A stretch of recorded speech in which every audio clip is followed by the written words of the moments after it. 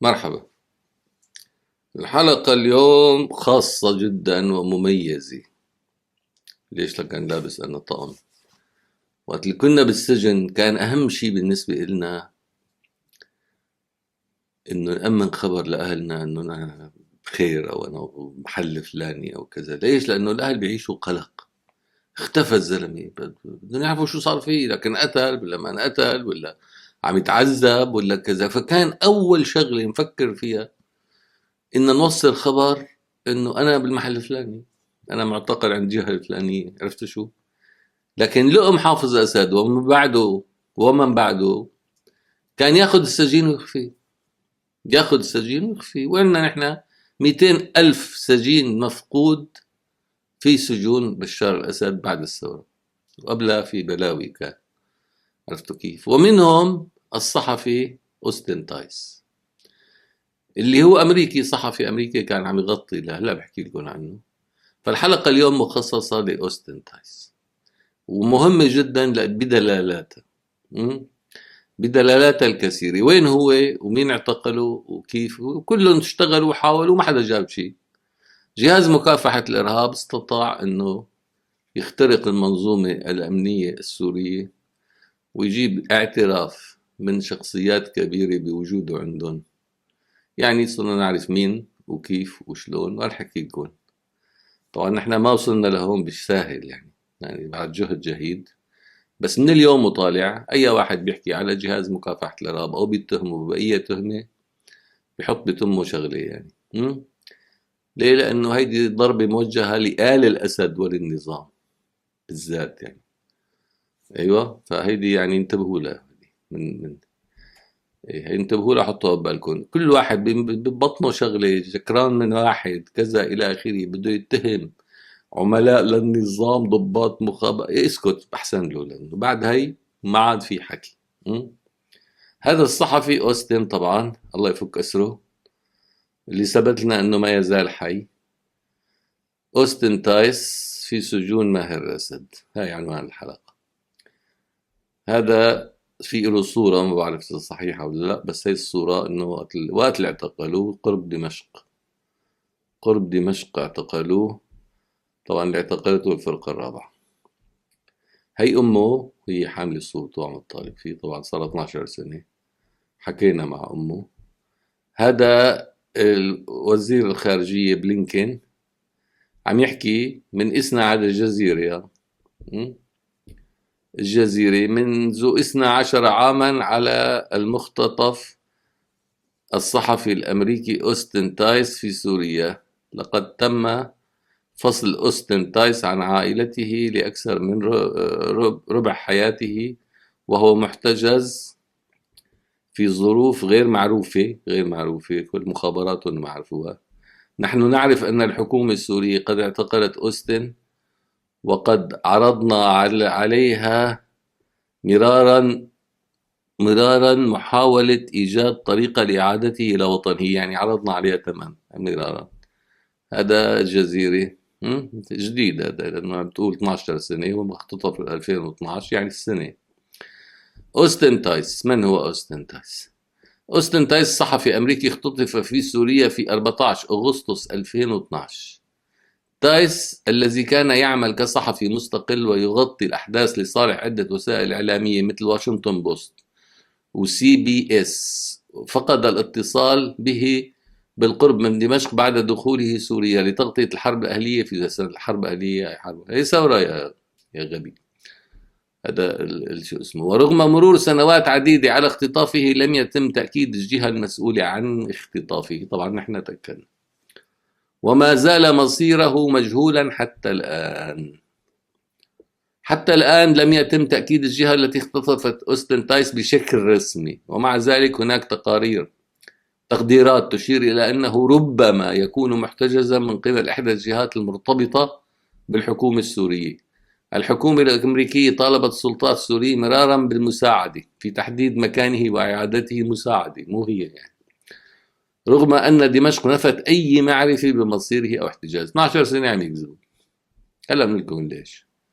في عام 2020 أعلن مسؤولون أمريكيون أن لديهم اعتقادا بأنه لا يزال حيا، لكنهم لم يذكروا تفاصيل حول الجهة التي قد تكون تحتجزه، وهذا يزيد من الغموض حول قضيته. على مر السنوات كان هناك عدة محاولات للوساطة من أجل الإفراج على أوستن تايس، حيث شاركت فيها عدة أطراف سواء إقليمية أو دولية. ومن أبرز الجهات التي توسطت يعني الولايات المتحدة الأمريكية بذلت جهودا كبيرة الرئيسان الأمريكيان السابقان باراك أوباما ودونالد ترامب، وكذلك جو بايدن الحالي، تعهدوا بالعمل على إعادته. تصور 3 رؤساء تعهدوا بالعمل على وما عرفوا يجيبوه. كما قامت شخصيات بارزة في الإدارة الأمريكية مثل روبرت أوبراين مستشار الأمن القومي السابق بزيارة إلى الشرق الأوسط لمحاولة التوصل إلى اتفاق، يعني راح لعند بشار. وأنا اللي يعرفه أنه ترامب عرض ثمن كبير على بشار أسد، وبشار أسد قال له ما عندي. قطر طبعا، دخلت قطر، دخلت الإمارات، دخلت السعودية، كلهم دخلوا بالموضوع. قطر لعبت دورا مهما في التوسط للإفراج عن العديد من الرهائن في سوريا، واعتقد أن الدوحة شاركت أيضا في الجهود المتعلقة بالكذا الأخير. كلهم بيروحوا لعند بشار أسد بيقول لهم ما عندي. 3 منظمات دولية وإنسانية كانت هناك محاولات من منظمات مثل الصليب الأحمر الدولي ومنظمات حقوق الإنسان للتوسط في قضايا الرهائن والمفقودين، بما في ذلك قضية تايس. طبعا عندنا 200 ألف واحد وفيهم قرار بمجلس الأمن على البند السابع الفقرة 16 من القرار 2118 بتنص على إطلاق سراحهم فورا، وعلى البند السابع ومن عام 2013 ولسه لهلا ما طلعوا. عرفتوا كيف؟ ما بدهم يضغطوا، كذابين. طيب، لم يتم الإعلان رسميا عن تفاصيل الدقيقة أو الثمن المعروض على النظام السوري للإفراج عن أوستن تايس، ومع ذلك هناك تقارير تشير أن الولايات المتحدة ربما قدمت عروضا متعددة تشمل تخفيف العقوبات أو تقديم حوافز أخرى مقابل الإفراج عنه. ها كل شيء عم بقرأ أنا هلأ لحتى الآن، مو أنا كاتبه، هذا أخذه عن النت مثل ما هو. خلال فترة إدارة الرئيس دونالد ترامب أجريت مفاوضات غير معلنة مع النظام السوري، وفي عام 2020 زار كاش باتيل أحد كبار المسؤولين الأمريكيين دمشق لبحث قضية أوستن تايس. على الرغم من عدم الكشف عن تفاصيل محددة حول الثمن المقترح، فإن تقارير إعلامية ذكرت أن الولايات المتحدة كانت تسعى إلى تسوية تشمل تقديم حوافز دبلوماسية أو اقتصادية للنظام السوري مقابل التعاون في الإفراج عنه. وطبعا اللي طرنبت العملية هي إيران، لم لكم ليش؟ لأنه إيران ما بدها تتحسن علاقة النظام السوري بالأمريكان، بدها تخليه هيك. يعني إيران إلها مصلحة هيك، وروسيا إلها مصلحة هيك، وبالتالي ما بدهم يطالعوا. وهو بشار أسد رئيس شكلا، لكن هو لا يدير السجون السورية. عرفت شو بيطلبوه من بشار؟ بشار ما بيدير السجون، مو هو المسؤول عن السجون، ولا مسؤول عن الجيش، ولا مسؤول عن البخارة. هو طرطور، تروحوا تطلبوا من طرطور؟ انت تقييمك للنظام السوري يعني معقول تطلبوا من طرطور؟ وبيقول لك سوريا الأسد. النظام السوري لم يعترف رسميا بأنه يحتجز أوستن تايس، ما اعترف بأنه يحتجز حدا، ما في حدا أصلا، ما ضرب كيماوي أصلا، ما تهجر. وقت فرجوه صور سيزر قال لهم شو هاد مو عنا، مما يزيد من تعقيد المفاوضات. في العام الماضي هلا بقى الحكي إلي صار، عرفتوا كيف؟ يعني من هون ورايح هذا الحكي إلي هيك من هون ونازل. أنا شو صار معي في العام الماضي؟ ضابط منشق موجود في دولة مجاورة، ما رح نسميها عشان ما نعرف الضابط، كان يخدم في الجيش ومقرب من ضابط كبير ذو نفوذ بالجيش. يعني كان مركزه منيح ومقرب جدا من ضابط كبير. يعني بهيدي بعلاقته يعني معه كان صار له علاقة مع زوجة الضابط، علاقة غرامية. طبعا الضابط ما بيرفع على بيته على طول بالدعارة هون وهون وهون وهون، يعني متجوزة اسمها، فهي صارت تقطف على هذا الضابط. صار في علاقة غرامية مع زوجة هذا الضابط الذي يخون زوجته أيضا. يعني الضابط اللي انشق كان له علاقة سابقة مع مرت ضابط كبير مسؤول رفيع المستوى، علاقة غرامية. طلعت هيدي المخلوقة على دولة مجاورة مشان تشوف عشيقة القديم يعني. وقضت معه فترة. وسربت له أثناء يعني علاقة عيشهم مع بعضهم بدولة مجاورة لسوريا، سربت له وجود تايس عند زوجها، وقالت أن زوجها هو المسؤول عن سجن تايس، وهي رح تحاول تجيب شيء منه يعني. وفكروا باستخدام تلك القضية للحصول على لجوء وحماية في أمريكا، اثنيناتهم سوا يتركوا كل القصة ويطلع. تواصل معي الضابط المنشق، قال أنا هيك هيك هيك هيك هيك وضعي، شو بدي أعمل؟ كيف بدنا نجيب الأمريكيين؟ كيف بدنا ناخذ لجوء؟ كيف بدنا نحن نعطيهم معلومة ونعرفهم على الأيديكي، وبدهم نروح لعندهم على السفارة بهي الدولة أو بهي الدولة ومن دولة، يعني شو بدهم نحن نتعاون معهم ونعطيهم اللي عندنا يعني. وهي مخلوقة اللي بتعرفه بتقول لهم عليه. طبعا أنا نقلت المعلومة لصديقي مسؤول الملف السوري السابق جول ريبورن، اتصلت فيه على الواتساب وقلنا له هيك هيك القصة، شو رأيك؟ جول كان يومتها بقدر انه لازم تقدموا شيء يثبت انه حي حتى نحسن نحن نحرك ملف، لانه مر علينا كتير ناس يكذبوا مشان ياخذوا لجوء. فالإدارة وصلت لمرحلة الملل، قد ما في كذابين لا بيعرفوا تايس ولا شايفينه ولا لهم علاقة فيه ولا عندهم أي معلومة، بس بدهم يستخدموا الاسم ليقدموا لجوء لياخذنا ويجيبنا. لهالسبب ضجروا من كذبنا يعني. قلت له شو؟ قال لي إذا ما فيهم يجيبوا شيء أنا صعب جدا يعني يفيدك بهذا الموضوع.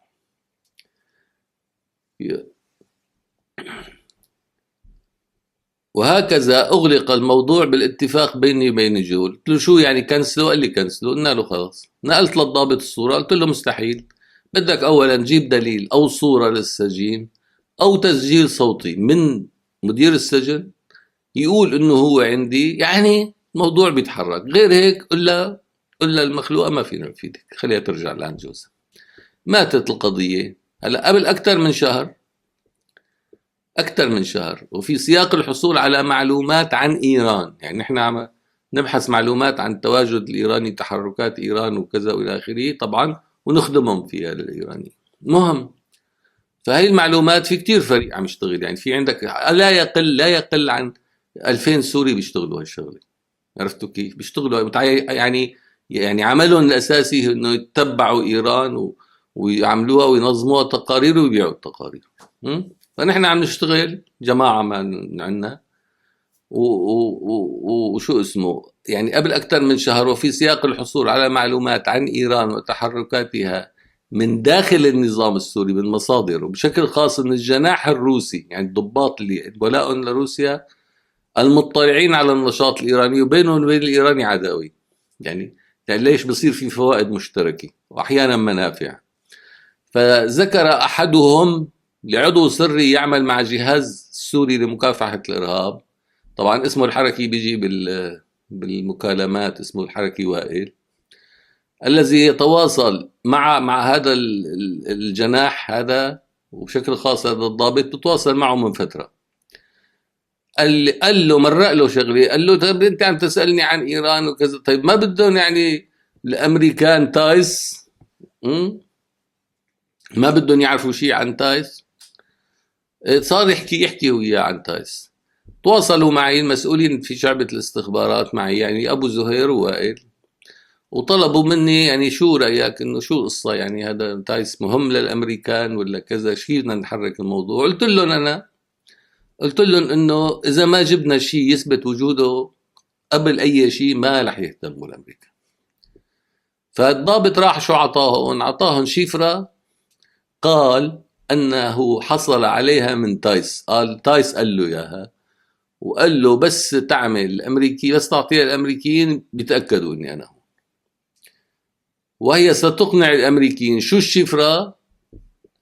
اريسفيل 666 هيك. بعد شو اريسفيل 12 سنه صار له مخطوف، شفره بينه وبين مين؟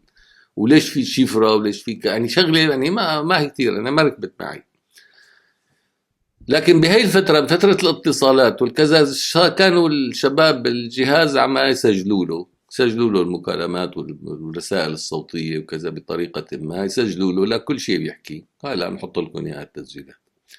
قد حصلوا على تسجيلات للجهة المتصلة يعترف بصوته بوجود تايس في سجن سري تابع للفرقة الرابعة وبإشراف ورقابة الحرس الثوري الإيراني، ومركب فيه كاميرات بكل الزوايا، بحيث انه حتى مدير السجن ما بده يفوت يحكي ما بيسترجي يحكي، ما بيسترجي يحرك شفافه، يعني بيحكي من بطنه. ومدير السجن ما بيعرف انجليزي وهداك ما بيعرف عربي، يحلوها. فاخذ كيف اخذها منه، اخذها غلط اخذها صح ما مهم، المهم هيك بيوصل. والمدير السجن اللي هو سوري ما بيسترجي يتصرف شيء لانه مراقب من الحرس الثوري الايراني، والسجن كله مو سجن رسمي، سجن تابع لماهر الرئاسات. هيدي الذاكي. والضابط اللي عم يحكي معنا قرايبه لهداك، يعني عم يتوسط معنا.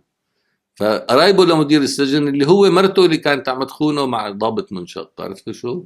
هي لهلا انربطت القصه. حيث لا يمكنهم الحديث معه، بخافوا. وعرفنا منه شخص مدير السجن، يعني عرفنا اسمه، وطبعا اللي عم يحكي معنا عرفنا اسمه ورقم تليفونه معنا وصوته معنا، وعرفنا ظروف الاعتقال. عم يقول في 2 شيشان حاطينهم معه وكذا من هذا، يعني مو لحاله في معه حدا. وممكن يجيبوا فيديو له، يعني ممكن يحط بجاكيته التليفون شغله كذا ينقرا كذا يجيب لنا فيديو. هنا بعد توفر ادوات الضغط على اللي عم يتصل فينا، انا قلت لحالي خلص صار في عندنا شيء نضغط عليه للزلمه، اذا طلع كذاب بنبهدله. تواصلت هوني مع جول وقدمت له الشفره، وحول جول فورا للسلطات الذين تاخروا في الرد ايام. خلال هالايام نحن ما ردوا بسرعه، وهديك ضايجين كثير، يعني لانه اعطونا شيء وانكشفوا، يعني انكشفوا وحسوا بالخطر. خلالها شو بدنا نحن دورنا على امه لتايس لاوستن وسالناها اذا كانت تلك الشفره تعني لها شيئا. حكينا اول مره وثاني مره مجرد انتهاء المكالمه، ثاني مره ما شفنا غير التليفون رن عندي، شخص بسمي نفسه عمر من الخارجيه، يعني صار تقطع المكالمه وتطش وتقطع وتقطش وتقطع وتقطش، بعدين شو يبدو كان عم تنصتوا علينا. ايه فعمل اتصل عمر مباشرة، انا خلصنا المكالمة مع امه، يا عم تنصتوا عمه. طلع اتصل واحد اسمه عمر من الخارجية الامريكية، سمع مني القصة كاملة، ووعد بكتابة تقرير كامل، ولم يتصل بعدها. قلت له بالحرف الواحد، قلت له اي تفاوض بده يصير مع هدول بدنا نكون موجودين. ليش؟ لانه عندنا 200 الف معتقل، بدنا نعرف شو عم يصير ببلدنا وبدنا نعرف مصير هدول، وهدول ضباط مهمين. اي تواصل بده يصير بده يكون جهاز مكافحة الارهاب شريك، وانا شخصيا بدي اكون بالتحقيق. هذا شرطنا، نحن ما بدنا شيء، لا مصاري ولا شيء ولا دعم ولا شيء يعني. نحن بننسق لكم عملية تتحاوروا معهم ونشقوهم وتاخذوهم وتحققوا معهم والى اخره، مقابل نحن نعرف شو عم يصير ببلدنا. هذا الثمن، وغير هيك نحرقها. هذا اللي صار. وعد بكتابة تقارير ولم يتصل بعدها لا هو ولا غيره، إلى أن بعدين شو بدكم شو صار. عدنا للتواصل مع الطرف الثاني حيدر، وطلبنا منه إثباتا آخر بوجود تايس حيا، وهو سؤال قدمته الأم لا يعرف جوابه سوى ولدها، يعني لا نحن ولا هو ولا حدا ممكن يعرف، يعني شيء ما ممكن تتجسس عليه. شو السؤال؟ قال اسألوه لتايس لأوستن شو كان يسمي أخته الوسطى، يعني كان يدلعها باسم. عرفتوا كيف؟ أخته الوسطى شو كان يسميها؟ كان عامل لها اسم تاني، فكان يدلعها بالبيت بهذا الاسم. هذا الكلمة اللي طلبناها منه. قال ايه بسيطة هي، بنشوف كيف، بس المشكلة ما بنحسن نحكي معه كذا، بنشوف كيف بدنا ندبرها هي سهلة. المهم راح شاور المعلم هونيك، بشاور الضباط الكبار اللي هن بدهم يرتبوا عملية انشقاقهم وطلعتهم ليضمنوا امنهم برا، لانه عليهم عقوبات كلهم هدول، ليضمنوا امنهم برا. فبدهم حسبوها، اذا اعطونا المعلومة ما عاد فيهم يجيبوا الامريكان لعندهم، وما عاد يطلع لهم شيء من القصة. عطوا المعلومة والزلمة حي، بيجوا الامريكان بيعملوا لهم غارة وبياخذوه. صار عندهم يعني مبرر قانوني انه شو ايه، انه يفوتوا يبعثوا الكوماندوز الامريكي ياخذوا. فحسبوها هيك انه احنا شو استفدنا، فمنعوا. يعني راح حيدر شو اسمه فرع عملة.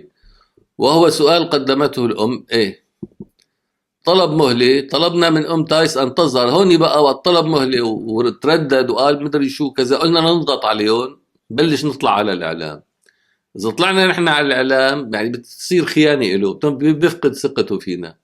بينما إذا طلعت أمه على الإعلام بينضغط عليه، بينضغط على الإدارة الأمريكية دون ما نظهر نحن كطرف. يعني قلنا له اطلعي على الإعلام واشكري جهاز مكافحة الإرهاب على تقديم معلومات مهمة عن مصير ابنك.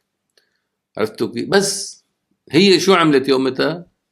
وكتبنا لها النص، ما تحكي شيء، يعني ما تحكي شيء إلا شيء شو اسمه على جهود لكشف مصير ابنها، لكنها استشارت. هي عندها شخص لبناني، ما بتثق بالحكومة اللبنانية، هلا تسمعوها. عندها شخص لبناني اسمه نزار، كمان يتحرينا عنه زعتر. المهم كان مخطوف بإيران زمان، وعامل منظمة بأمريكا للمخطوفين، تدافع عن المخطوفين. طبعا في تمويل وفي كذا وعايشين عليها، يعني بتعرفوا هي القصة، التجارة كذا. وقال هي ما بتثق الا فيه وبدها تنزله معنا يفاوضنا وكذا. لك يا اخي لبناني بركي سرب المعلومه والزلمه قاعد بلبنان بيقتلوه بدقيقتين بيقتلوه. يعني ما بيعفينا ان تعملها. بعدين ما بنسمح لحدا يجي يتاجر بهيك قصص. يعني مصير بشر متعايشين، يعني بياخذوا عمله. هي المنظمات تاخذ تبرعات بالهبل، ومو معروفه، وكلها لا بتدخل رقابه ولا بتدخل حسابات، لانه منظمات غير حكوميه. قالت هي لا تثق إلا به ولا تثق بالحكومة، ولديه منظمة تعتني بالمخطوفين. منظمة هيك بالله هي بتحب المخطوفين وبتعتني فيهم. ومين مديرها؟ عربي. يا سلام. وحاولت إدخاله على التواصل بيننا سابقا، نحن رفضنا خوفا من تسريب المعلومات لحزب الله أو استخدامها لكسب التبرعات كما تفعل هكذا منظمات عادة. لذلك هون هي راح تشاورت نزار، قام يطلبوا مني فيديو. اوعك تعملي فيديو، هدول بدهم ياخذوا مصاري. تعملي لهم فيديو شكر ولا شيء، خلاص طنش. يعني كمان الام تآمرت على ابنها. حسب ما ابلغتنا انه نزار ما رضي. قلنا لا طيب ماشي، خلي نزار يطالع لك ابنك. مع ان ظهورها الاعلامي كان سيشكل اداة ضغط تحرك الادارة الامريكية. ليه؟ لانه هلا فترة تنافس بين الحزبين، دغري بتستغل الصحف الامريكية والحملات الانتخابية. وهكذا صرنا في مكان يضع فيه كل طرف شروط لا يمكن للطرف الآخر القبول بها. اللي جوا حاطط شروط انه انا بدهم يجوا الامريكان لعندي، ومرة بيقول لك بدي 20 اسرة طالعهم لجوء، ومرة بيقول لك بدي 100,000 دولار هلأ مبدئيا لحتى صدق انه الامريكان جديين، بدي تعهد برفع العقوبات، وبدي مدري شو بيطلبوا، بتفزلك على كيفه مع انه مرتكب جرائم. الطرف الثاني امه بتحط شروط، انا ما بطلع وما بحكي وبدي. طيب ابنك مالك مهتم؟ ما بدك تساعدي بمصيره ولا كمان مستفيده من اختفائه؟ يعني عملتها شغله ومكسب وتعيشي عليه. يعني ما بعرف، يعني هذا سؤال كمان. الامريكي الثاني هذا اللي مخطوف واللي عاطينه جنسيه ومدري شو، كمان بده يتاجر بالقصه ويطلع فيها بيقول منظمتي عم تشتغل ومدري شو الى اخره. والامريكي بيقول لك انا ما بشتغل شيء لتجيب لي اثبات. ايه حلوه. هون بقى اتخذنا قرار انه نكشف العمليه. ليش حسبناها هيك وليش بدنا نكشف العمليه؟ اول شيء حرصا على اظهار الحقيقه، لانه كل طرف بده منافعه الخاصه، والمجرمين بدهم يبقوا، والضحايا بدهم يبقوا بالسجون، والمجرمين بدهم يبقوا. فشو الحال؟ نتركها هيك يعني وخلاص؟ يعني ما صار شيء. يعني مين اللي عم يخطف البشر ومين عم يخفيهم بسوريا؟ يعني بدنا الناس تعرف. يعني عندنا 200 ألف مفقود، وفي عندنا 20 مليون إنسان يبحثون عن ذويهم. يعني بصير نحن نسكت عن هذا الموضوع؟ ما بصير. ما هيك. هلا الجهة الخاطفة اللي كانت عم تتعاطى تتفاوض معنا هو ضابط برتبة رائد. الجهة الخاطفة كانت تتفاوض معنا عبر ضابط من عائلة الأسد، أمه روسية ويحمل الجنسية الروسية. طلع للبنان، صار يحكي من لبنان، وطلع معه قسم من أسرة اللواء قرايبه مدير السجن، يعني المسؤول عن السجن، يعني مسؤول شكلا سوريا عن السجن الذي يدير الحرس الثوري الإيراني عند ماهر الأسد.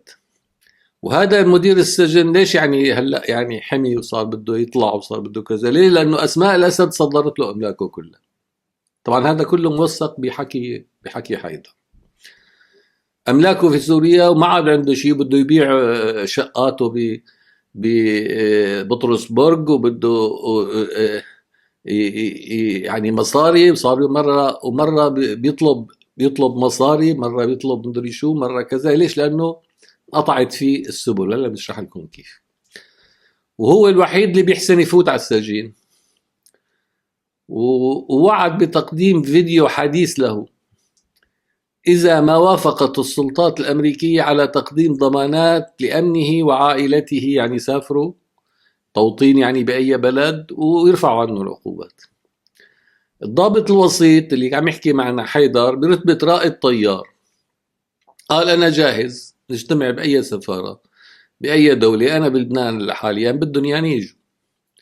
طلب الاجتماع مع طرف أمريكي، الطرف الأمريكي طنش، بده دليل قبل ما يجي على الاجتماع، وقال أنا مستعد لأني روح اجتمع معهم هلأ وتتفاوض نحكي. وقت نحن تأخرنا بالرد عليه. ليش تأخرنا نحن؟ لأنه هوديك ما ردوا كمان.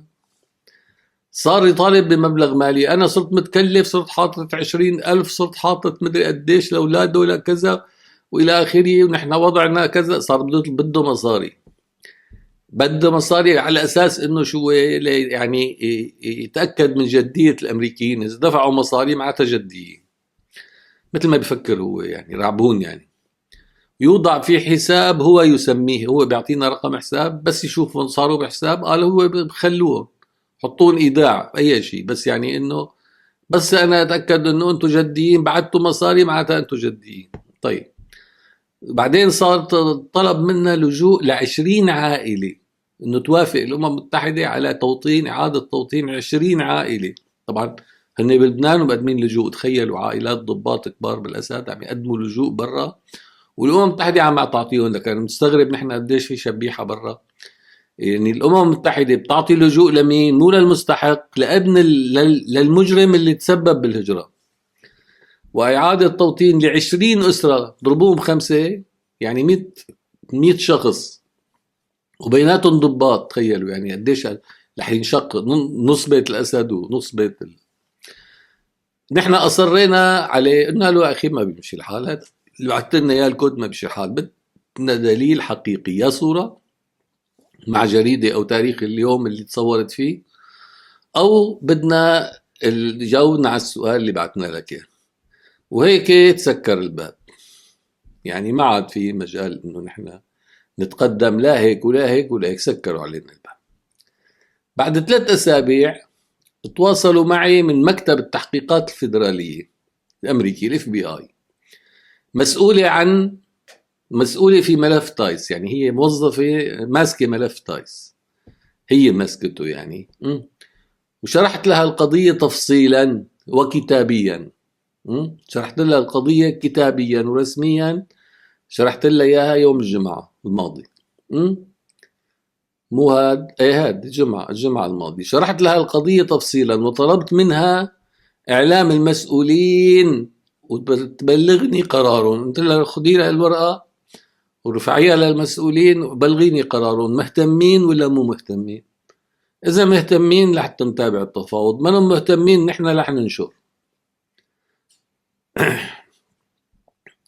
وبعد يومين، يعني يوم الاثنين 5 المساء جاوبتني، قال انه قرارهم هن اذا ما شاهدوا دليل واضح على انه تايس حيا وين موجود فلن يهتموا. هيك قرار الاداره، هذا من زمان اخذينه.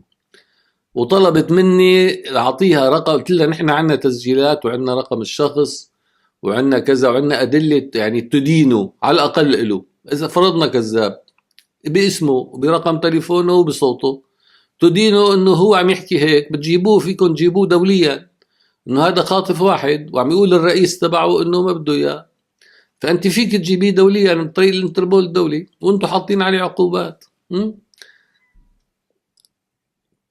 قامت طلبت مني معلومات عنه، اسمه وما سجلنا له ورقم هاتفه. قلت لها انه نحن عنا تحفظ على هذا الطلب خوفا على خراب العملية واحد، يعني وانكشاف امر الضباط اثنين، وممكن تصفيتهم، ونقل تايس لجهة اخرى نجهلها. بيجي الايراني بياخده لمحل ثاني، بياخده لدولة ثانية، طالما هو يعني هو الضباط ما يحسنوا يحرروه، بشار اسد ما يحسن يحرروه، ماهر اسد ما يحسن بيحرروا قرار ايران، فبياخذوه على ايران، بصيروا هن يفوضوا عليه. وقلنا له نحن عندنا شرط، يعني جهاز مكافحة الإرهاب بعد ما تناقشنا انه عندنا شرط، ما بنقدم المعلومات كاملة لأي طرف إلا بعد نشرها للرأي العام، مثلكم مثلهم تاخذوها من الإعلام كمحاولة أخيرة، يعني هددتهم هيك كمحاولة أخيرة لدفعهم للتعاون على شو بدنا نحن؟ بدنا نشقوا الضباط وناخذ هذا الصيد السمين بمعلوماته، بانشقاقهم بمعلوماتهم، شغلة ثروة، يعني ثروة تعوض انه نحن ساعدنا مجرم، لانه المجرمين وعليهم عقوبات. كيف انا بدي ساعدهم وشو بدي استفيد انا؟ كنا نفضل أن تتعاون الإدارة الأمريكية لالتقاط هذا الصيد الثمين جدا الذي فيه 4 ضباط وضعت وزارة الخزانة الأمريكية عليهم عقوبات، ومعهم طبعا هودي رح يحملوا معهم كنوز من المعلومات تشمل تايس وتشمل غيره. يعني في كتير من القضايا الغامضة في سوريا، الكيماوي وغيره وغيره وغيره، كل هذا بيحكوا فيه، بيحكوه بيطالعوه، يطلعوا هن ونسوانهم واولادهم يصيروا عنكم. عم يسلمك نفسه، انت فارض عليه عقوبات وعم يسلمك نفسه، ما تاخده؟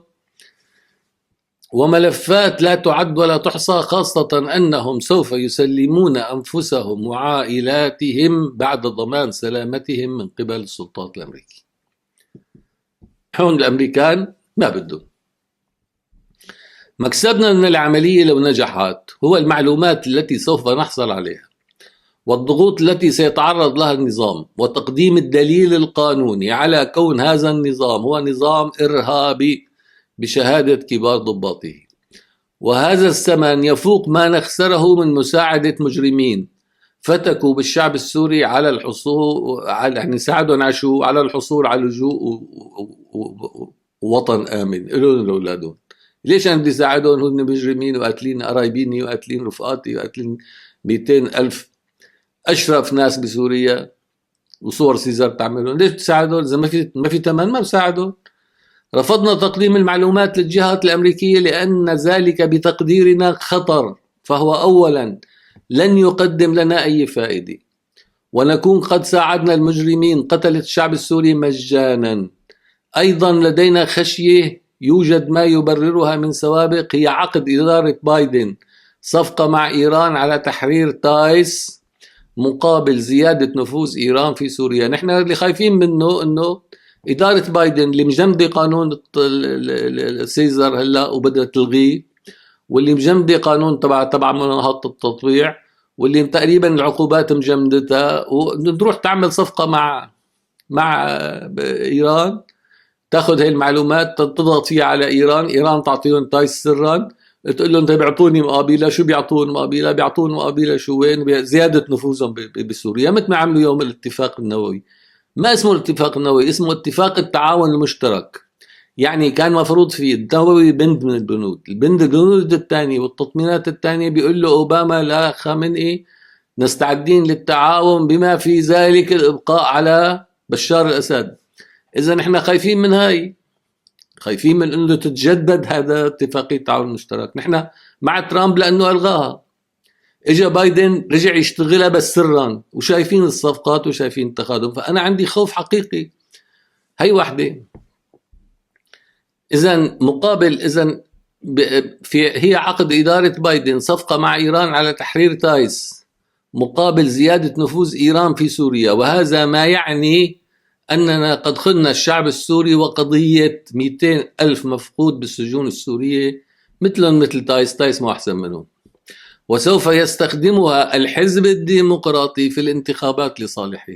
ترامب قبل ما يجدد ترشيحه هيديك السنة كان بده إياه بأي ثمن، بس بشار الأسد ما عنده، مو له، ما بيحسن يسيطر عليه، ما حسنها. بايدن بيعملها هلا وبيستفيدوا. شو بنكون نحن؟ بنكون نحن قد ساهمنا في التجارة السياسية بأمريكا في قضية إنسانية. قضية إنسانية، معتقلين ومخطوفين وإلى آخره، ليه بدك تستخدمها بالسياسة؟ معي؟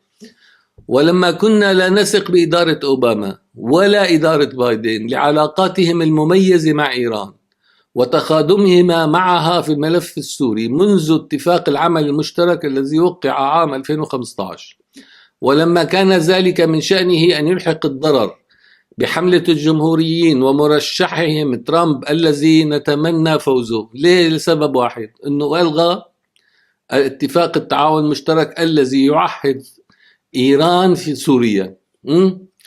لذلك قررنا أن نخرج المعلومات للعلن، ومن يريدها سوف يحصل عليها، كون إخفاءها هو مشاركة في جريمة إخفاء أوستن، ليقوم من يريد بالإفادة منها من قبل الجميع، ويستنتج منها ذوي اللب ما يريدون. هي لن تضر بقضية تايس، بل بالعكس ستضمن سلامته، خاصة إذا كان ما يزال قسم من هذه المعلومات سريا يجهلونه. من شأن الإعلان عن هذه المعلومات توجيه ضرب للضباط المجرمين وفضحهم ومنع إفلاتهم من العقاب، وستعرضهم للخطر من قبل شركائهم في الجرائم، يعني يعلقوا ببعضهم. كما تكشف للجمهور مدى بيروقراطية وحجم وفشل أجهزة الاستخبارات الأمريكية، ومقدار إهمال الإدارة الأمريكية لواجباتها تجاه معاقبة المجرمين والتساهل معهم، حتى عندما يكون هناك مواطن أمريكي مفقود منذ 12 عام. وستضع قضية تايس ضمن قضية، في سياق قضية 200 ألف مفقود سوري غيره عند ذات السلطات. كما ستحدث صدع وصراع أكبر بين سوريا وإيران، وبينهما بين روسيا وإيران، وبينهما وبين العالم، وستفضح ما يجري داخل أروقة النظام. كما نلاحظ كيف أن والدة تايس، كمان أنا ما شفت عليها لسبب، ما تزال تمالك النظام وترفض انتقاده، مع أنه يختطف ابنه، وما بدها تقتنع أنه هو خاطف لابنه. عم تحط حق على الإدارة الأمريكية، أنه هي الإدارة الأمريكية عم تضغط على نظام الأسد. نظام الأسد، يعني الإدارة الأمريكية اعتدت على الأسد، الأسد اختطف لابنه، فالحق على الإدارة الأمريكية مو الحق على الأسد. وهذا هو سبب صديقي جول غضبه. لأنه ليش غضب منها؟ لأنه تفكر بطريقة غلط، انه انتم بتضغطوا على الاسد، عم خطف لي ابني، يا اخي ارفعوا العقوبات عنه، بيطلع ابني. عرفتوا كيف؟ فجكر منها وبطل يحكي معها. شكرا كثير صديقي جول. الجهاز السوري لمكافحة الارهاب لا يخلف وعوده. كان عندنا مشكلة اخلاقية، يعني انه احنا عم نحكي معهم وكذا، ولازم نحن كثير ناس ضباط بتواصلوا معنا، وما مستحيل نخونهم او نسلمهم او الى اخره. ولا يفصح عن مصادره، ويهمه التعامل الصحيح مع هؤلاء، حتى لو كانوا مصادر، وحتى لو كانوا ضباط بالنظام. لكن هذا الفريق بالذات، يعني العراب ودولي، يعني كتير يعني عندهم غطرسة فظيعة، يعني لدرجة عنجهية فظيعة. ما اكتفوا انه هن مجرمين وانه كذا واستحوا لهم شوي، لا، صار بدهم يحطوا شروط وبدهم مصاري وبدهم ابتزاز يبتزونا، وبعدين اخر شيء بيقولوا لنا اعملوا بدكم يا، اعملوا اللي بدكم يا. طيب اعمل اللي بدك يا. قلنا له تمام، نحن رح نعمل بدك، لانه قلنا له نحن نفضل نحكي يا، بنأذيكم، يعني بدكم تبعتوا لنا دليل على وجوده او نأذيكم. ولم يقدروا قبولنا بمساعدتهم على الإفلات من العقاب مقابل تقديم معلومات تفيد في وقف الجريمة، بل تنمردوا وحاولوا الابتزاز المالي. مرة طلبوا 50,000 دولار، ومرة طلبوا قبول لجوء ل20 عائلة.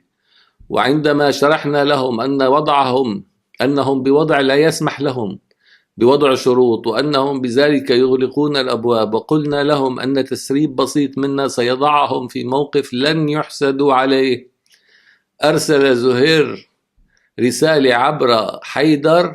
شو قال بالضبط؟ قال افعلوا ما تريدوا ما تستطيعون، ساوي اللي بدك يا. قلنا له تمام، برسالة تحدي، مما أطلق يدنا في نشر قسم مما لدينا في الإعلام مع التحضير لخطوة أمنية ستكون مفاجئة لهم. وعليه فقد قررنا بعد التوكل على الله نشر وتوزيع المعلومات لمن يرغب، وهذه هي التسجيلات والأسماء. الشخص الذي تواصل معنا هو الرائد الطيار حيدر الأسد، يعني بسموه العراب، الذي اتهم بقصف الكيماوي، في فيديو عنه، ويقول أن الإيراني هو من يقف وراء توجيه هذه التهمة له. أما الشخص المسؤول عن سجن تايس نظريا هو اللواء زهير توفيق الأسد قائد الفيلق الثاني، والسجن بأمرة ماهر الأسد عمليا، والحرس الثوري الإيراني. وينسق معه في خطة الصفقة مع الأمريكان مجموعة من الضباط كمان عليهم عقوبات، على رأسهم اللواء كفاح ملحم مدير المخابرات، وكذلك اللواء بسام مرهج الحسن مسؤول البحوث والتصنيع العلمي العسكري في الحرس الجمهوري اللي استلم محل محمد سليمان. وكلهم خاضعون للعقوبات الأمريكية ويبحثون عن خلاص، خاصة عندما شعروا بقرب السقوط فريسة بيد إيران بعد أن تخلت روسيا عنهم. روسيا بلشت تنسحب بعد ما قطعوا العرب التمويل عنها، بلشت تنسحب وبلشت تتخلى عنهم، وسحبت روسيا أموالهم، أخذت منهم الأموال اللي سارقينها عن طريق أسماء الأخرس. ليش أسماء أخرس عم تاكل هي الناس؟ عم تروح تسدد ديون لبوتين لتستوفي روسيا بعضا من ديونها للنظام، انه خذوا مصاري هاي الضباط تبعاتي واعطوني اياهم. لذلك فكروا هدول الضباط بمقايضة ما يملكونه من معلومات مع الأمريكي مقابل ضمان سلامتهم. الأمريكي ما بده يأذي النظام، خذهم شقهم خذهم وبعدين حكمهم يا أخي، أمن لهم أولادهم نسوانهم وبعدين حكمهم، يعني عم سلموك حالهم. أتخيل ماذا سيحصل بعد نشر هذا الفيديو، ولا أشعر بالأسف إلا على حيدر الذي تكلم معي شخصيا، ولمست عنده أنه لا يدرك الصورة المأخوذة عنه برا، ولا يدرك حقيقة أفعاله، ما عرفان شو مساوي، يعني فكر حاله عامل شيء منيح. يعني ربما جهله بنفسه هو السبب، وربما أنه لو عاش في ظرف آخر لكان إنسانا آخر مختلف. فذنبه الأساسي أنه ولد من أب ينتمي لآل الأسد، طبعا أمه منيحة يعني مربيته، وترعرع في مناخ يقوم به الكثيرون بالتشبيح باسم آل الأسد، وهو من بيت الأسد فطبيعي يشبح يعني، وهو من العائلة كيف بده يقعد مكتوف الإيدين يعني؟ مزبوط. هل يفعلها غيره؟ يعني غيره إذا كان محله شو رح يعمل يعني؟ ما رح يكون مثله يعني؟ هذا سؤال مهم، لأنه أنا ما لمست فيه إنه هو يعني قاصد إنه يعمل جرائم وقاصد إنه يعتدي، هو فكر حاله عم يعمل شغلة منيحة. للسبب أنا بس زعلان عليه، والبقايا ما بعرفه إنه بدي زعل عليه، بس هذا زعلان عليه راح فرق عملي. رح نحكي لكم بقى أين أخطأت الإدارة الأمريكية والمخابرات الأمريكية. الإدارة الأمريكية المخابرات الأمريكية ما حلت صح، راحوا اتصلوا بمين؟ اتصلوا بالأسد على أساس إنه الأسد نظام يعني، على أساس إنه الأسد نظام. فهن الولايات المتحدة اللي مخطوف ابنها تايس بتروح بتتصل بمين؟ بالأسد، ببشار. بشار شو بيملك؟ بيملك الجيش والمخابرات، واللي هون عمليا بإشراف حزب الله، وروسيا إلى ناس يعني من خلال بشار إلى سطوي، ووسط الدول العربية كمان مع بشار، لأنه ما عندهم تحليل صحيح لبنية السلطة بسوريا، للسبب ما عرفوا يتصلوا، للسبب فشلوا، كلهم فشلوا. هذا الأسد كان يقول لهم ما بعرف ما بدري شو. ليش؟ لأنه اللي ماسكه مو هذا المؤسسات اللي تابعة لبشار، ماسكه المؤسسات التابعة لماهر. عندك إيران حاطة ماهر الأسد الفرقة الرابعة والحرس الثوري الإيراني شراكة، ضباط مقربين من ماهر الأسد، ولكن ولاءهم للروس، الروسي حاططهم، يعني الروسي مخترق هون بهدول الضباط، وإيران مخترقة هون من خلال حزب الله، ضباط حزب الله مشرفين على الجيش. يعني روسيا وإيران محتلين سوريا، هذا فايت مع هذا وهذا فايت مع هذا. هدول الناس اللي تابعين لروسيا وعم يشتغلوا مع إيران هن الحلقة الأضعف اللي جابت المعلومة. هدول شو صار فيهم؟ هدول الضباط لو طلبوه هن من إيران أو من ماهر كان غير شكل. أمريكا حاطة عقوبات، العقوبات على ماهر وبشار وكلهم هو الضباط، إذن هودي تحت ضغط أمريكي والعقوبات فادت. ليه؟ لأنه العقوبات أعطت ضغط، والضغط أدى لهذا الانقسام وخلى الناس هيدي تسرب المعلومة. الدول العربية توسطت، فاتت بالباب الغلط. مو صحيح. بشار أسد لا يملك إذا بشار أسد بيعطوه إيراني، بيعطيه بشار أسد بيتصالح مع الولايات المتحدة وبيتصالح مع الدول العربية. هن ما بدهم إياه يتصالح معهم، بيقوى بيقلعهم. هو بدهم إياه تحت العقوبات، وبدهم إياه مصروف. حتى الروسي بده إياه هيك. ليه؟ لأنه بتنمرض بشار أسد، فهن بدهم إياه العقوبات لسبب متفقين كانوا على إخفاء تايس. وقت اللي هو الضباط تعرضوا لضغوط ثلاثة: واحد العقوبات الأمريكية، والثاني أسماء الأسد صادرت أموالا وأعطتها لروسيا. إيران صارت بدها تتخلص منهم لتخرج روسيا. عرفتوا كيف؟ إيران صارت بدها تسيطر لحالها على سوريا، بلشت تهددهم مشان تخرج روسيا. إذا ضغط إيراني، روسيا تخلت عنهم، ضغط العقوبات الأمريكية، ضغط أسماء الأسد أخذت مصاريون، صفوا هن بالهواء. ساعتها شو عملوا؟ مرقوا لنا معلومات عن إيران، وبعدين حكوا لنا على شو؟ حكوا لنا على انه عندهم تايس، وبيقدموا معلومات. ما بيحسنوا يحرروه، بس بيقدموا معلومات عنه. اذا هون دخل الجهاز السوري مكافحة الارهاب، عرف وين يفوت. فات بالناس الحلقة الاضعف بالنظام، واللي هي تقريبا صفت بالهواء، اللي هن هدول الضباط. طبعا نحن توسطنا لعقد صفقة تحقق 3 مصالح. واحد، خروج هدول الناس ورفع العقوبات عنهم. مقابل هول الناس نحن بنأمن لهم رفع العقوبات وخروجهم. مقابل شو بنستفيد؟ نحن بنستفيد تقديم معلومات مهمة جدا عن تايس وعن النظام. 2، ضربة موجعة للنظام وإيران. نوجه ضربة موجعة للنظام وإيران. إذا نحن بالنسبة لنا الصفقة كانت هيك. وقت اللي فشلنا قررنا شو؟ نحرق هدول الضباط، لنحدث مشكلة بين روسيا وإيران، نحدث مشكلة بين ماهر وبشار، نحدث مشكلة للنظام، نحرج أمريكا إنه شفتوا أنتم تعاملوا مع النظام، ونظام هذا عصابات. ونفتح بقى القضية على مصراعيها. أولا مجرمين ما نفذوا، تايس ما بينضر، بتنفتح قضية إجرام النظام من جديد، تنحرج الدول، ومين بيكشف الشعب السوري حقيقة هذا النظام. إذا هذا تحليلنا نحن للقصة. وهون رح نحط لكم مقاطع فيديو الاتصال بيننا وبين والد التايس. عندنا كتير تسجيل، بس نحن نحط لكم الشيء المهم. وهون فيديوهات عن صوتيات بصوت حيدر الأسد. هاي الصوتيات كمان هيدي موثقة عنا. وهون في ستيب عاملة تقرير عن حيدر. طبعا هاي الصورة هي صورة زهير توفيق الأسد. هذا اللواء، هذا هو اللي مخبي شو اسمه.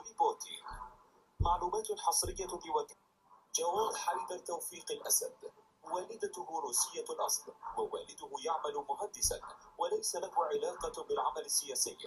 ولد حيدر في القرداحة، درس وتدرب في روسيا، عمل برتبة رائد في جيش النظام، ويلقب بالعراب.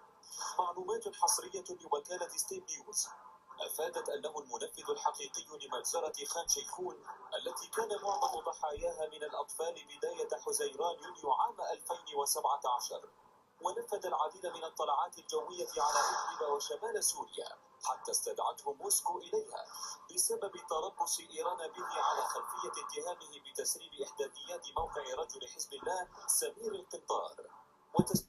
طبعا سمير القنطار مو هن اللي قتلوه. 2، مجزرة خان شيخون عم يقول هو انه الايراني سرب هيدي المعلومات ليحرقه لانه مختلف هو بايران. بس ستيب نيوز عم تحكي اللي التسريبات الايرانيه. بنحط لكم اياها كمان. هذا من عائلة الأسد لكنه أقرب لبوتين. معلومات حصرية لوكالة ستيب نيوز قالت إنه من نفذ مجزرة خان شيخون منتصف عام 2017 تكرهه إيران، وحاول حزب الله اغتياله، متهم بالمساعدة على تصفية سمير القنطار. حيدر جواد ابن روسيا البار. جواد حيدر توفيق الأسد والدته روسية الأصل ووالده يعمل مهندسا وليس له علاقة بالعمل السياسي. ولد حيدر في القرداح، درس وتدرب في روسيا، عمل طيارا برتبة رائد في جيش النظام ويلقب بالعراب.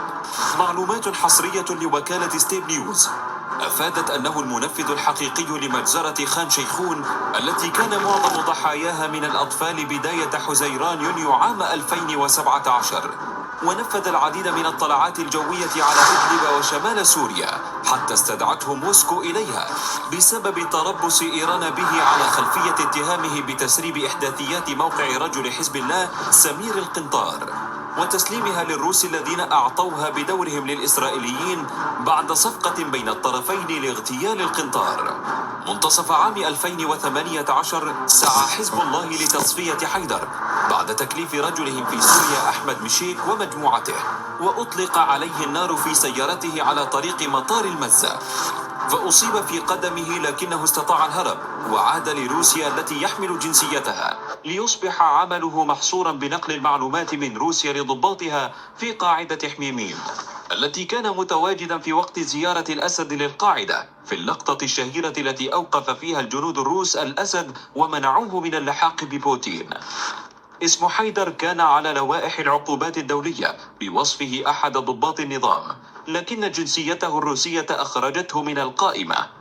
سعى حيدر لإبقاء نفسه في الظل مثل رجال كثيرين يعملون لصالح روسيا وإيران اللتين تسعيان لإبقائهم بعيدا عن الأعين حفاظا على مصالحهما في سوريا التي يتنازعان السيطرة عليها. حيدر أحد هؤلاء الوكلاء الذين لا يفضلون الظهور للواجهة لتوغلهم في الجرائم والخيانة.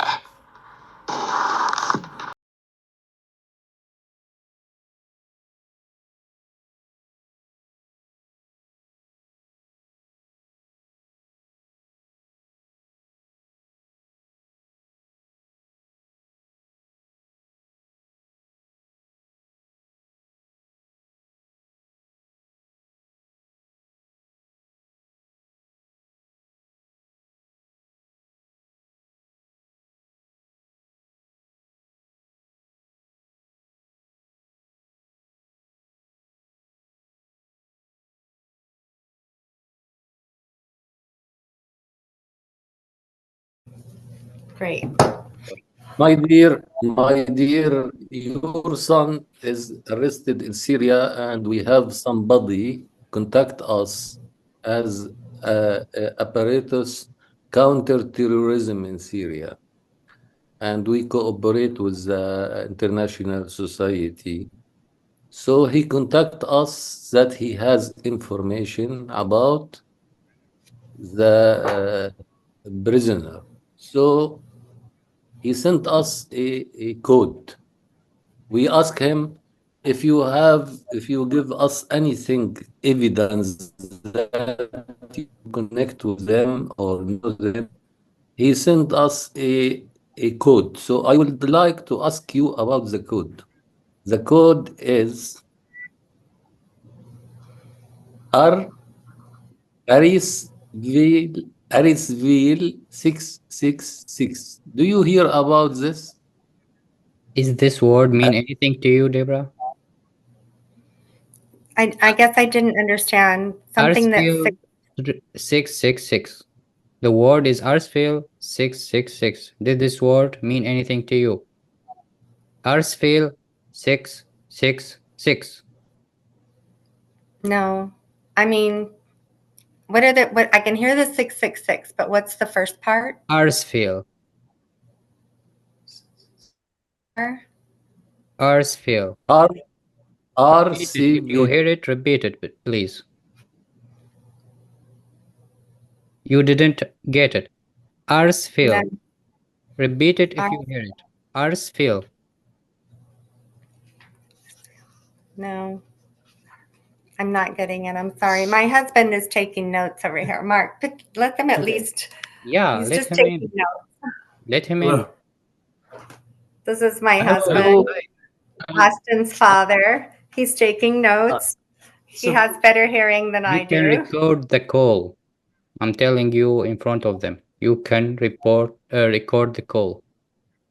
Okay. You can make a report. We don't hide anything. Don't have anything to hide. You can But we ask record you. it. Okay. Can you Ask can you you do not spell? go to media now. Bill, okay, I will send it to Debra on WhatsApp, the word. If that's okay. Oh, thank you. Okay. Yes. Yeah, I have my Yes. phone right here, as you know. Okay, so there's something very important that you need to know about this relationships, okay? Joel Rayburn hates me, like truly with all of his body, soul, spirit, brain, everything. He hates me intensely because I was never opposed to Bashar al-Assad. I would not say nasty things about Syria. I lived in Syria for 3.5 months in 2014. I fell in love with the Syrian people in the same way that my son did. And Joel Rayburn just couldn't even believe that, right? So, I mean, you know, he hated me so much that my husband, I wanted to have a call with him. And Joel said, I will not speak to a man that would marry that woman. Okay. I mean, I'm talking about a real This is visceral. strange. Yes. So I don't think we can count on Joel. No. He said That's why we called for you. That's why we looked for you. So outside of the government, I think you may have heard in the region about the effort that's going on now, the media effort for Austin in Syria and Lebanon. Mm-hmm. And that is Nizar Zaka. Do you know of him? Nizar Zatar. Yes. Alpha Doctor. لا. No. He's Okay. he's a Lebanese man. He was held in Iran. Yes. Yeah. And he's been Continue. released, I think 4 years or 5 years now. He was released. And then in the government, my connection is with the National Security Council. Let me speak a little about Rayburn. I have informed him, and after 2 minutes, he say, I have informed the State Department about this. I spoke to Ethan Glodrich. I think one of his people in DC is going to be back to be calling you about this issue.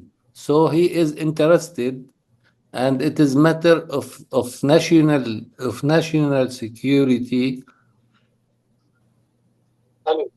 نعم أبو زهير. فصل الخط. فصل. فعلا نتمنى لها السلامة ونتمنى أن يتم لم شمل العائلة مع قيس بعد سنوات الظلام. He greet you and he hoped that you meet with your son in as soon as possible. Thank you. And I feel the very same way. And I really appreciate him being so courageous to reach out for the benefit of not only for my son. Be sure that the Syrian anti-terrorism agency will do the best that they could to bring you your son back, or to know what happened with him or where he is. Any information can give you a peaceful situation, and he will make what he can to ensure that. Inshallah. حسب ما لدينا من معلومات من شخصيات رفيعة المستوى إيجابية نوعا ما تقول بأنه ما زال على قيد الحياة. As the information that he have right now from very important people in in Syria, and they are positive for him, that mean that they are trustable. They said that he is still alive. I know that. I've never had a doubt about that. Thanks be to God. ما عنده Yeah. شك أبدا إنه هو عايش عنده إحساس يعني. The government must be willing to meet this powerful person who have the information. Where would they meet? Does he have وين an راح idea يلتقوا؟ where he wants to meet عندك them? فكرة؟ عم تسألك وين ممكن يلتقوا الحكومة الآن؟ لا نستطيع أن نبوح بأي من معلومات إلا من يعني لما نشوف بعض الجهات الرسمية اللي هلا راح تتواصل أيضا معنا، لأنه لا ولا بد أن يكون السرية في هذا الأمر. Okay, so I want to tell you what my experience is right now. The State Department will not help. Nobody in the State Department will help at all because of this Syrian thing. One moment. So, okay. رح أقول لك شوي عن خبرة اللي عندها أو شو هي بتفكر إنه إنه الخارجية ما رح تتعاون ولا بأي شكل من الأشكال رح تتعاون. Continue, Deborah. ثواني. So the people that I have been working with for the last if they didn't contact, he said, or they didn't reply him, reach out to him, he will tell you what to do. How can they reach out to him? How do they reach out to him? He tried first to reach them, so they must reply. Okay, but the people I work with are the White House. I only work with the National Security Council. Jake Sullivan, John Feiner, Brett McGurk, those are the people that I work with. Those are the people that are working on Austin's case. Those are the people that are going to actually make this happen, engagement. The State Department will not, from Blinken all the way down to the janitor, Roger Karsten, all of those people will not be involved. They just refuse because it's Syria. I would need those names written on WhatsApp. The names you said. I can't memorize every name. So أبو زهير عم تقلك هي إنه اللي بتتعامل معهم كلهم بالأمن الوطني وذكرت لي أسمائهم. ولكن الخارجية ما رح تتعاون بأي شكل من الأشكال مع الموضوع. يعني إذا أنت متواصل مع حدا بالخارجية فما رح تستفيد شيء، عم تقلك من هلا. ولكن إذا هي عندها ناسا بالأمن الوطني. احنا رح نترك مجال 24 ساعة اللي احنا وصلنا للمعلومات. إن لم يتم أي تجاوب سأتواصل شخصيا أيضا أنا الدكتور كمال مع عائلة الصحفي المخطوف في سوريا، وندرس أمر آخر وكيفية وصول المعلومات إلى الجهة التي تريدها أو تراها. He will wait 24 hours for a reply, and when no one answer or they are not interested, the people who he made contact with in the American government, then he will reach out to you. He's and the doctor, and he will gladly speak with the people that you know, and that's why we called you from the first place. Okay. Thank you so much. Shukran. Another word I have about 3. The most important one to me is afwan. I am always afwan. So we will contact you tomorrow and inform you what happening with us. We still hope that the authority will going to cooperate.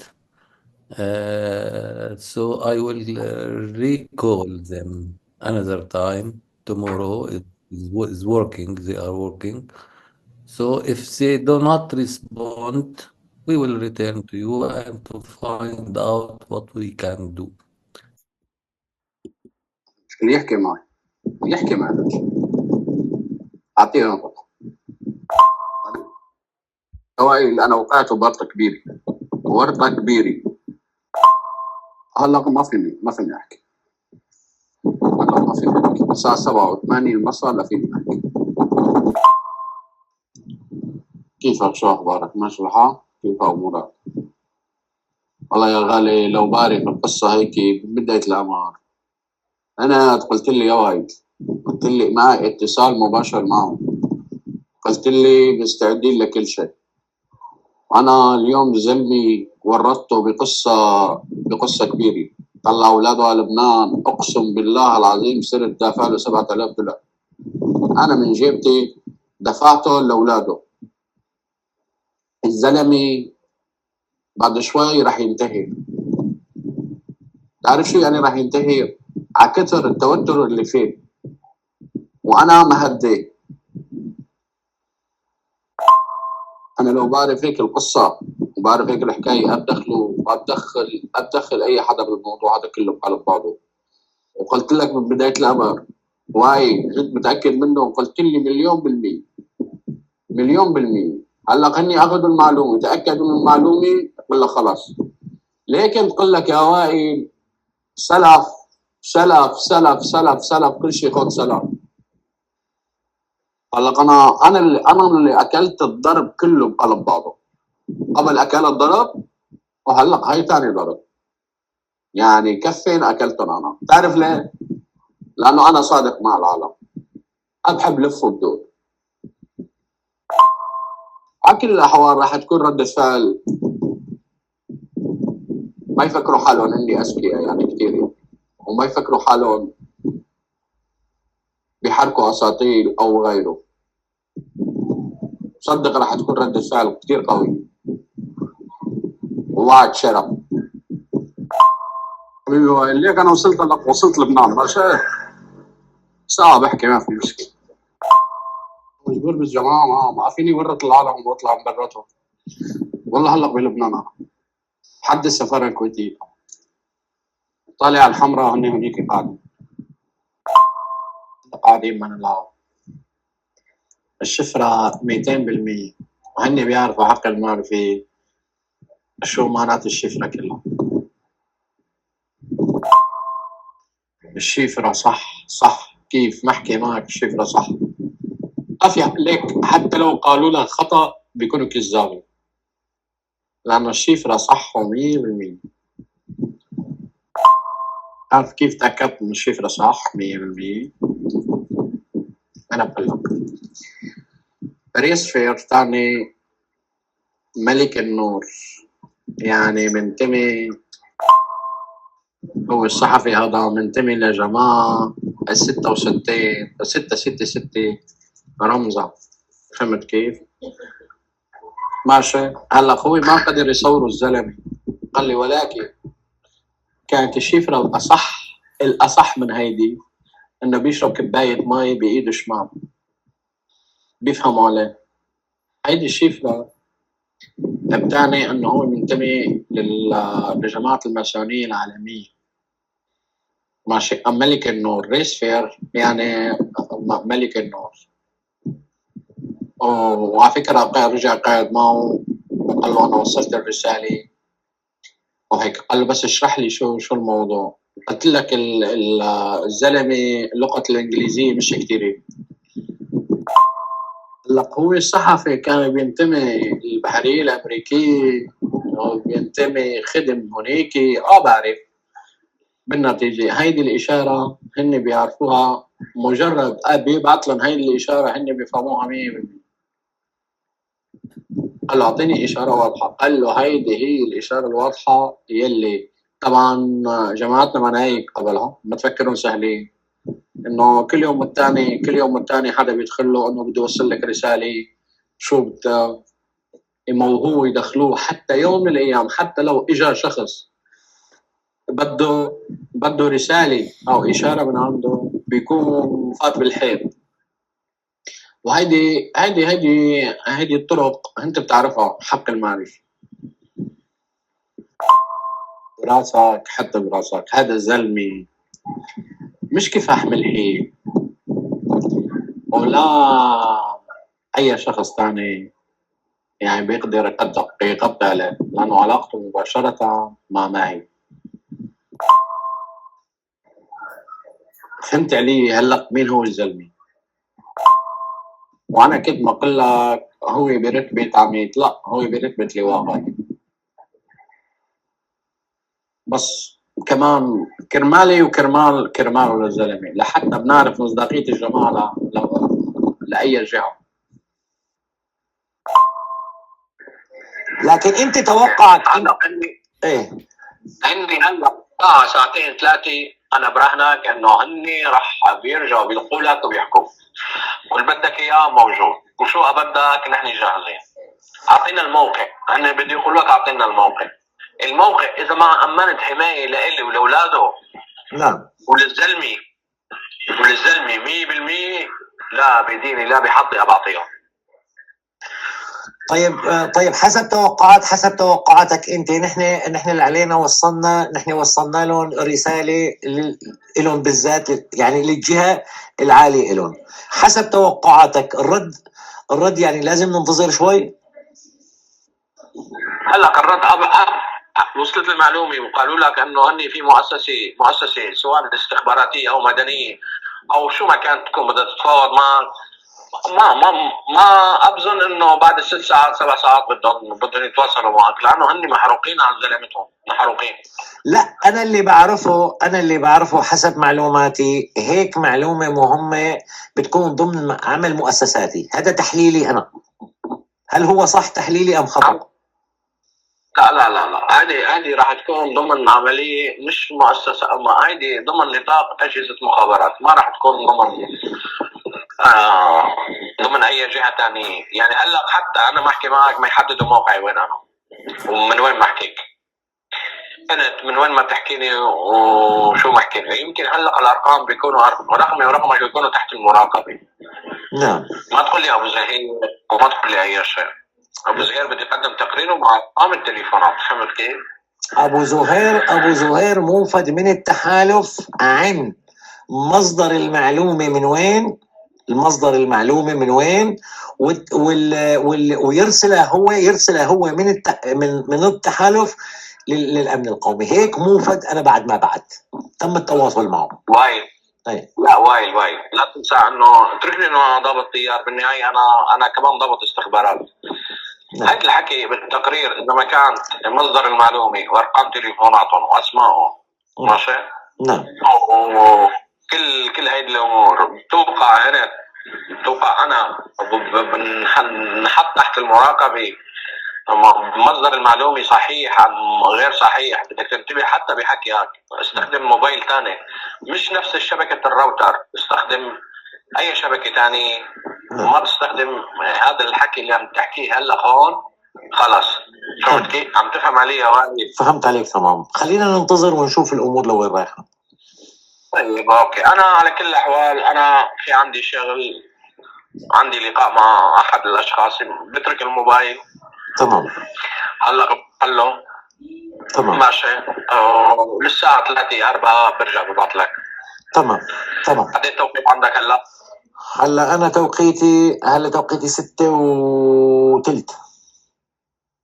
انا عندي 7:03 بلبنان. انا بتوقيت اوروبا 6:03. يعني بيناتنا ساعه، فرق ساعه. تمام. 2 3 بحكي ما في مشكله، انا سهران ما في مشكله. تمام. وانتبه على حالك، انتبه على صحتك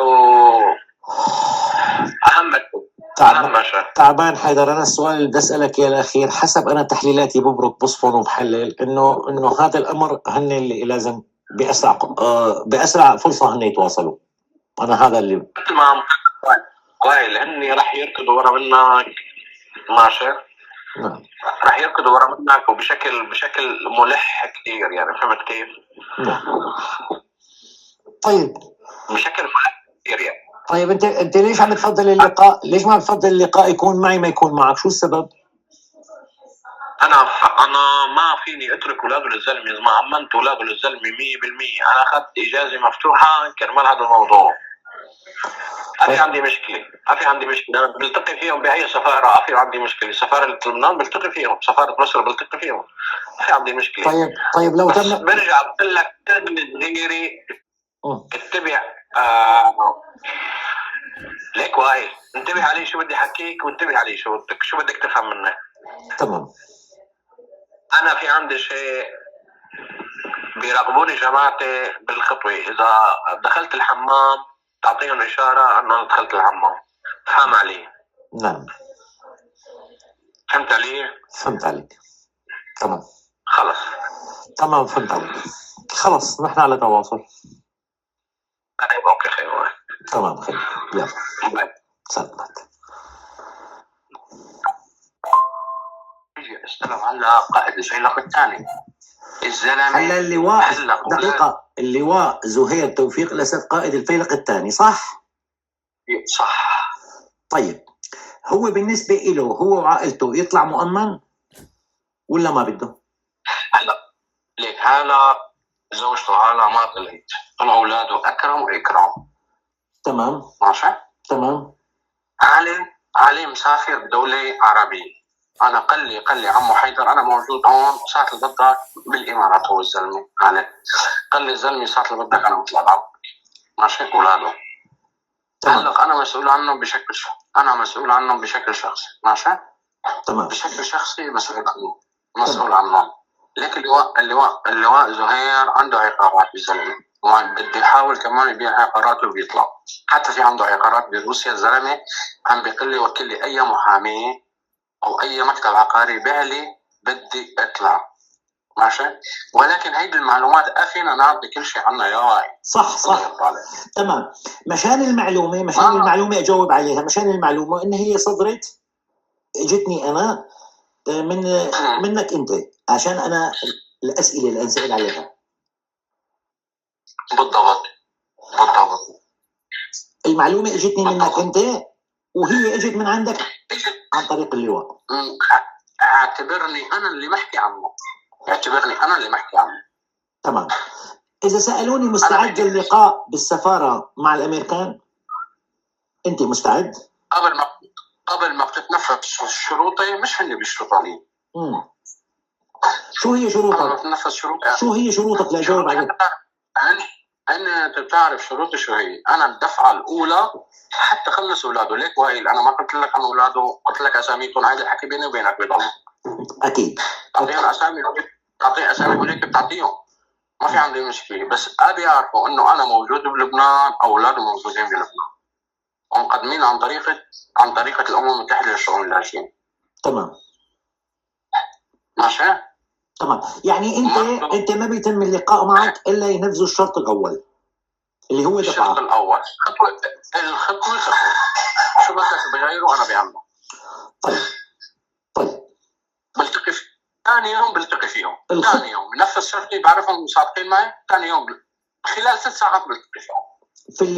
في اللقاء معك بتحدد الشروط الثانيه صح؟ صح. طيب خليك الان خليني اشوف الامور، لانه بعد ساعتين في لقاء ضروري. طيب ماشي. هلا تاكد من المعلومه. تمام. بتوقع هيك تمام. مش تتوقع وايد، مش تتوقع. انا قلت لك كلمه وبعرفها شو بحكيها 100%. طيب يلا انا راجع لك. طيب ماشي حبيبي القلب. يا حبيبي، ما هي متطلبات الجنرال المعني بالامر؟ هل يستطيع الجنرال المعني بالامر تقديم معلومات ادق اثناء التفاوض؟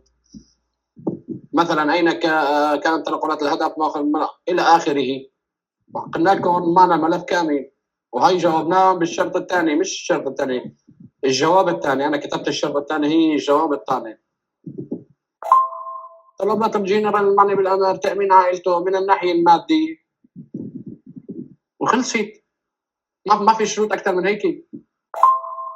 هيدي المرحله الاولى يا واعي. المرحله الاولى. المرحله الثانيه بالتفاوض يا اخي تامين الجنرال، تامين اللواء خارج البلد وموافق عليها هو الزلمه، ولجوء سياسي ماشي، وتامينه من شكل كامل هو عائلته. وانا قلت لك ما بدنا نحط ارقام، قلت لي مش هذا بالظاهر يعني حتى بالتفاوض يعني مخ نسميك يعني ما بدها شيء، يعني ما بدها الشيء العظيم. قلت لك بدايه الامر شو هي، شو تطلبات الزلمه وخلصت القصه. هو بالزلمه بالنهايه بده يطلع الزلمه بده يطلع، بده يا اخي لا محكمه الهاي ولا مع مجلس الامن ولا في اي محكمه بتالف فيه وتأمين عائلته بشكل كامل. خلصت القصة هيدي. طبعا أنا موجود كمان، أنا بدي يطلع ما بضل توقع براسي. انسى صاروا جماعة كذابين وحياتك كذابين، بس بدهم شغلة هيك ببلاش.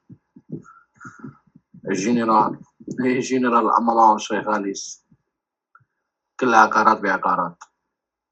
وهلق من السيدة أسماء في حصار عليه بالذات. هو بعرف اشتغل بالبترول الزلمة واشتغل بكل الأمور، ولكن الزلمة حاليا ما في عنده شيء نهائيا كلها عبارة عن عقارات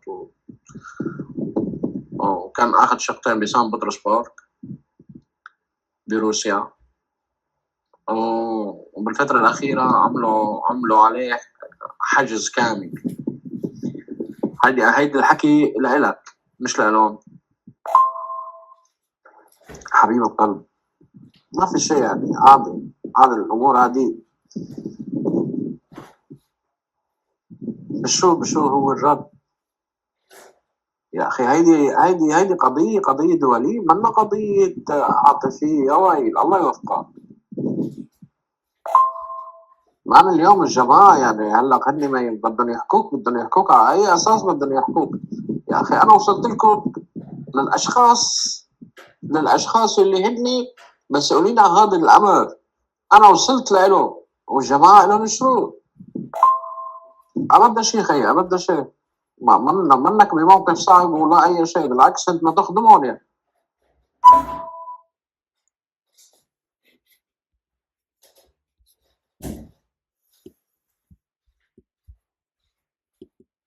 استلم على قائد الفيلق الثاني الزلمه. هلا اللواء زهير توفيق الأسد قائد الفيلق الثاني صح؟ صح. طيب هو بالنسبة له هو وعائلته يطلع مؤمن ولا ما بده؟ هلا ليك هلا زوجته هلا ما طلعوا اولاده اكرم واكرام. تمام ماشي تمام. علي مسافر بدولة عربية. أنا قال لي عمو حيدر أنا موجود هون ساعة اللي بدك بالإمارات. هو الزلمة قال لي الزلمة ساعة اللي بدك أنا بطلع لك. ماشي أولاده. هلا أنا مسؤول عنهم بشكل شخصي. ماشي تمام. بشكل شخصي مسؤول عنهم. لكن اللواء زهير عنده عقارات بالزلمة، بده يحاول كمان يبيع عقاراته وبيطلع.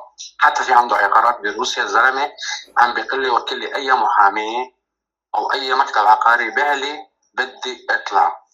ماشي. ولكن هيدي المعلومات أفينا نعطي كل شيء عنها يا واعي. صح تمام. مشان المعلومة أجاوب عليها. مشان المعلومة إن هي صدرت اجتني أنا منك أنت، عشان أنا الأسئلة اللي أنسأل عليها. بالضبط. المعلومة اجتني منك أنت وهي اجت من عندك عن طريق اللواء. اعتبرني أنا اللي محكي عنه. تمام. إذا سألوني مستعد للقاء بالسفارة مع الأمريكان أنت مستعد؟ قبل ما بتتنفذ شروطي مش هني بيشرطوا لي. شو هي شروطك؟ شو هي شروطك لأجاوب عليك؟ أنت بتعرف شروطي شو هي. أنا الدفعة الأولى حتى خلص أولاده. ليك وائل أنا ما قلت لك عن أولاده، قلت لك أساميكم. هذا الحكي بيني وبينك بيضل. أكيد. تعطيهم أسامي وليك بتعطيهم، ما في عندي مشكلة. بس أبي يعرفوا إنه أنا موجود بلبنان، أولاده موجودين بلبنان ومقدمين عن طريقة الأمم المتحدة للشؤون اللاجئين.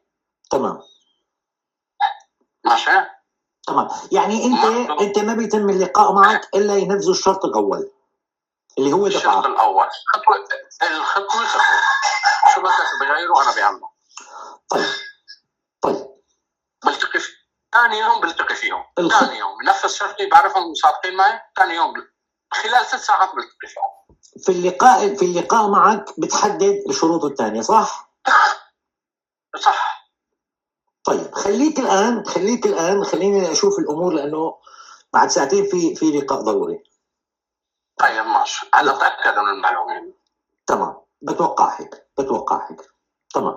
مش تتوقع وايد، مش تتوقع. أنا قلت لك 100% وبعرفها شو محكيها 100%. طيب يلا انا راجع لك. طيب ماشي حبيب القلب حبيب القلب. إذا وصلنا للنهاية. نأمل أن الصحافة الأمريكية تأخذ الموضوع بعين الاعتبار، ونأمل من شبابنا بأمريكا يوزعوها وترجموا ويوزعوا، ونحن جاهزين للتعاون مع أي جهة للتحقيق الموسع حول مصير المفقودين. مع تحيات جهاز مكافحة الإرهاب في سوريا. لا بعد يحكي علينا عملاء للنظام ومدري شو، خلص بقى يعني عيب، صارت مو هيك؟ يتبع